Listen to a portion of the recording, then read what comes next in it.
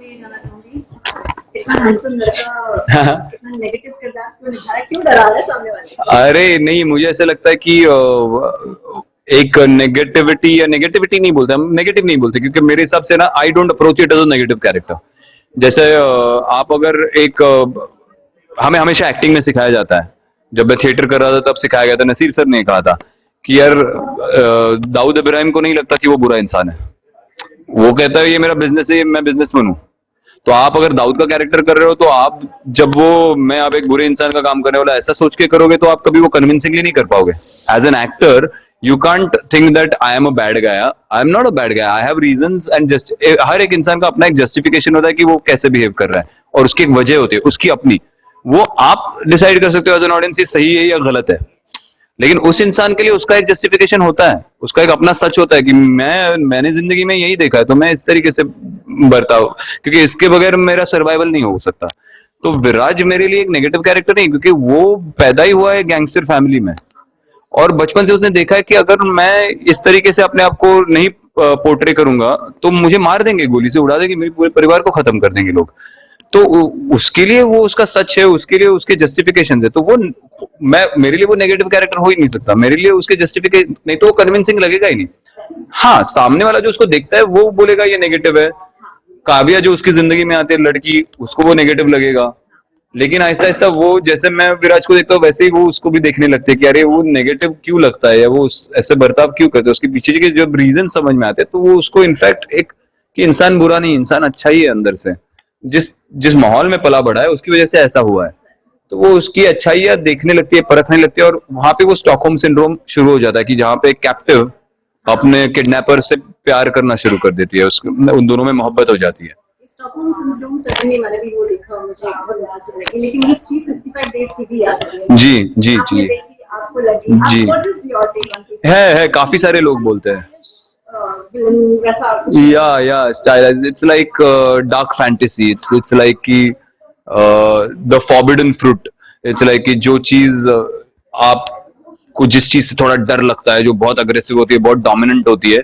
वो कहीं पे आपको अंदर से अट्रैक्ट भी करती है, वो सेक्सी लगती है, वो थोड़ी थ्रिलिंग लगती है, एडवेंचरस लगती है। तो जैसे मैंने एक बार पहले भी कहा कि हर लड़की चाहेगी कि यार मैं भी एक दो दिन के लिए इसके साथ किडनैप होके चली जाओ उसके बाद छोड़ दे तो वैसा पिटाई करे तो आप किसी अरे नहीं भाई, असल जिंदगी में किसी भी नहीं, बहुत खुश हूँ अपनी पत्नी और बच्चे के साथ। अच्छा, एट द सेम टाइम इसमें कुछ ऐसा लगा, तो खैर आपने आई जस्ट ओवरहर्ड कि आप ऐसे चैलेंजिंग सा रोल लेना चाहते थे, क्या कोई प्रिपरेशन लगती है, मेंटल प्रिपरेशन लगती है, फिजिकल प्रिपरेशन लगती है ऐसे रोल के लिए? नहीं, हर रोल चैलेंजिंग होता है मेरे हिसाब से, हर रोल के लिए बहुत मेंटली प्रिपेयर करना पड़ता है, और एग्जॉस्टिंग भी हो जाता है रोल एक हद के बाद। पहले भी मैंने जितने किरदार निभाए थे सारे मेरे लिए चैलेंजिंग थे, क्योंकि मैं हमेशा चाहता हूँ कि अपने अंदर का एक अंश उसमें छोड़ के चला जाऊं, so and that every actor does, every like a decent actor would always do that। Hindi की मैं बात करती हूँ, वो भी सीरियल जैसी बात चलती है, यहाँ पर एमएक्स सीरियल की बात चलती है, MX serial, yes। लेकिन यहाँ वहाँ अगर महिलाएं देख रही हैं मैक्सिमम, तो यहाँ पर हर जनरेशन देख रही है, yes। क्या इसमें कोई फर्क पड़ता है एक्टर को? नहीं, मैंने यही कहा, ये MX सीरियल है, इसका मैक्सिमम क्राउड मेरे हिसाब से 18 से 30 की उम्र तक का ज्यादा क्राउड है, लेकिन कई सारे फीडबैक्स मुझे 40 प्लस की औरतों से भी आ रहे हैं, फीमेल फैंस जो है या फीमेल्स जो है उनसे भी आ रहे हैं, दे आर वाचिंग इट। मेरी माँ खुद की देख रही है जो 75 साल की है उसने 14 के 14 एपिसोड देख लिए। हाँ, तो क्योंकि अभी लॉकडाउन में आप एक्सपोज हो चुके हो इंटरनेशनल कंटेंट से, तो कई ये पुरानी जनरेशन के भी जो लोग हैं मेरी माँ की उम्र के वगैरह, वो भी उस कंटेंट को एक्सपोज हो गए, तो वो भी देखते हैं। पर सीरियल क्यों, क्योंकि ये हर हफ्ते 3-3 एपिसोड्स आएंगे, तो लोग रिटेन होते जाएंगे, पहले 3 एपिसोड एक बार आपको हुकअप कर लेते तो अगले हफ्ते आप आओगे। पर एज एन एक्टर आपका काम एक्शन और कट के बीच में होता है, तो वो आप बांट बांट के दिखाओ, एक साथ दिखाओ, टीवी पे दिखाओ, इंटरनेट पे दिखाओ, कहीं पे भी दिखाओ, मेरा तो काम एक्शन और कट के बीच में ही है, वो मैं करता हूँ। आपके पिताजी से ये एक परंपरा चली आ रही है एक्टिंग की,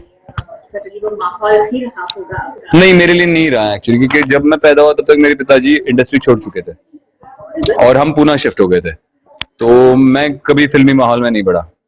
मैं 10वीं कक्षा में जब था तब इंटरनेट वगैरह कुछ नहीं था, तब मैंने पूना में एक लाइब्रेरी ज्वाइन की थी, सिनेमा पैराडीजो। तब दुनिया भर के सारे जो डायरेक्टर्स है उनके सब बेस्ट वर्क्स वहां पे रखे हुए थे,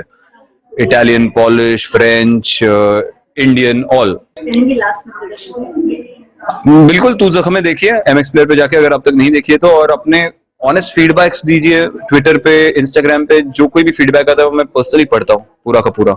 तो प्लीज या डू गिव फीडबैक्स या